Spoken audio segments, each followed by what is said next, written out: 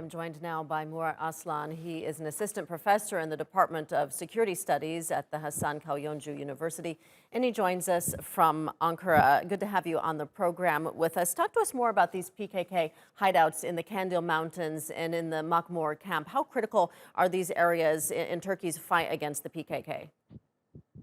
Hello, Rachel. Well, PKK usually prefers hideouts, which is beyond Turkey's outreach. That means they are in Iraq or in Syria, and the regions that Turkey cannot easily operate against PKK is usually heaven for them. And for the latest 3 decades, they also enjoyed the support of the other states or intelligence organizations in terms of training, equipment, or intelligence. And Qandil has become the main hub of all terrorist activities, along with other 2 different destinations in Iraq. And Iraqi government usually claims that they have no capacity to fight against PKK because they are devastated. So Qandil becomes somehow a type of headquarters that they can easily pass the border towards Iran, also stay in Iraq and coordinate, plan, and also prepare for attacks against Turkey. On the back of Turkey's latest offensive there in northern Iraq, where does Turkey's ongoing fight against terrorism stand?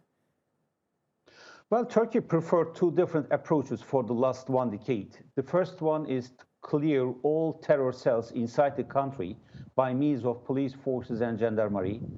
And for the terrorist cells abroad Turkey, like Iraq and Syria, Ministry of Defense is in charge by means of army, mainly Air Force and land forces. For the last 1 decade, Turkey achieved to clear most cells in Turkey.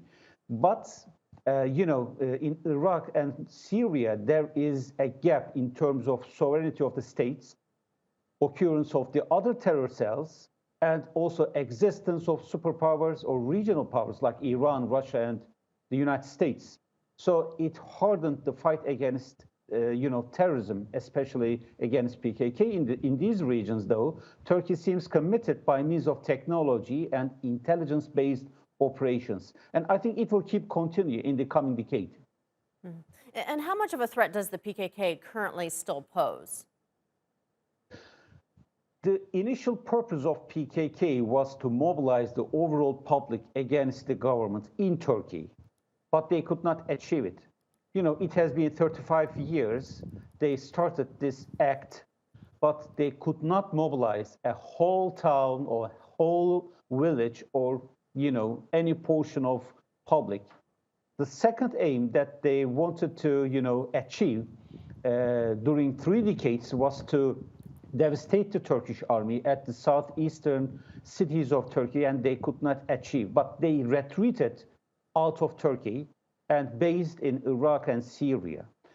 I believe that terrorist tactics such as PKK is currently employing is destined to diminish in the current age, that technology and new tactics of the state actors offend them.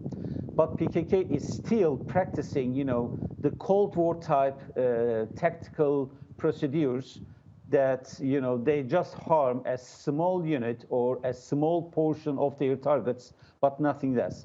But this is a long-term commitment for Turkey, and it will take time. I think Turkish government is well aware of it, but they reduced the capacity of PKK. All right, Murat Aslan, thank you.